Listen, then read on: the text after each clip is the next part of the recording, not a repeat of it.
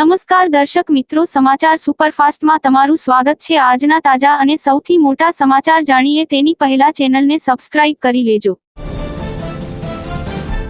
બનાસકાંઠા દાંતા તાલુકાના નવાવાસ ગામને 45 વર્ષીય ગોવિંદભાઈ મકવાણાનું સોમવારે રાત્રે આકસ્મિક મોત થઈ ગયું હતું।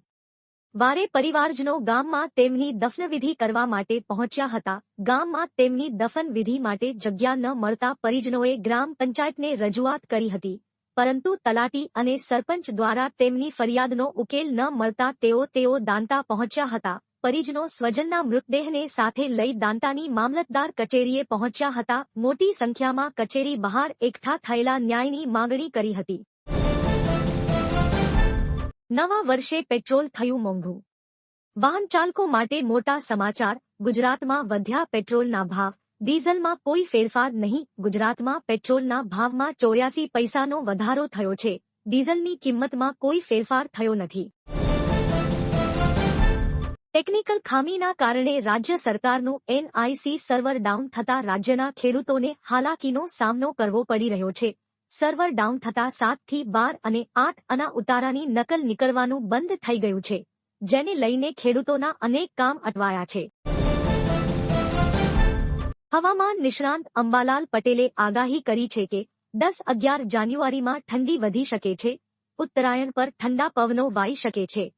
5 જાન્યુઆરી સુધીમાં વેસ્ટર્ન ડિસ્ટર્બન્સના કારણે રાજ્યમાં માવઠું પડી શકે છે। પૂર્વ, દક્ષિણ અને સૌરાષ્ટ્રમાં વરસાદ પડી શકે છે।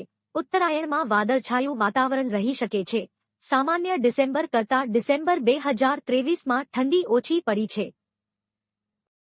હવે જાન્યુઆરીમાં ઠંડીનો કેવો રહેશે તે જોવું રહ્યું। દેશમાં કોરોનાના કેસમાં સતત વધારો થતો દેખાઈ રહ્યો છે। છેલ્લા 24 કલાકમાં કોરોનાના નવા 102 કેસ નોંધાયા છે, તેમજ કોરોનાને કારણે 5 લોકોના મોત નીપજ્યા હતા, જેની સાથે એક્ટિવ કેસની સંખ્યા 4440ને પાર કરી ગઈ છે। કેન્દ્રીય સ્વાસ્થ્ય મંત્રાલય દ્વારા આ માહિતી આપવામાં આવી છે, જેને પગલે તંત્રએ સાવચેતી રાખવાની અપીલ કરી છે।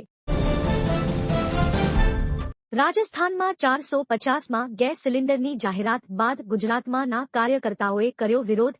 ગુજરાતમાં પણ સસ્તો ગેસ સિલિન્ડર અને વિધવાઓને મહિને 3000 આપવાની માંગ સાથે આમ આદમી પાર્ટીએ વિરોધ પ્રદર્શન। વિપક્ષ નેતા પાયલ સાકરિયા સહિતના લોકોએ ભાજપ સરકાર સામે વિરોધ નોંધાવી સૂત્રોચ્ચાર કર્યો હતો। જો કે વિરોધ પ્રદર્શન કરનારા આપ કાર્યકરો અને વિપક્ષી નેતાની પોલીસે અટકાયત કરી હતી। 18 વર્ષથી ઓછી ઉંમરના બાળકોને વાહન ચલાવવા પર સંપૂર્ણ પ્રતિબંધ લગાવી દેવાયો છે। ઉત્તર પ્રદેશ સરકારે સગીર યુવક-યુવતીઓ પર 2 વ્હીલર કે 4 વ્હીલર વાહન ચલાવવા પર પ્રતિબંધ લગાવ્યો છે। જો કોઈ વાહન માલિક 18 વર્ષથી ઓછી ઉંમરના સગીરસગીરાને વાહન ચલાવવા આપે છે, તો તેને 3 વર્ષની સજા અને 25,000નો દંડ કરવામાં આવશે।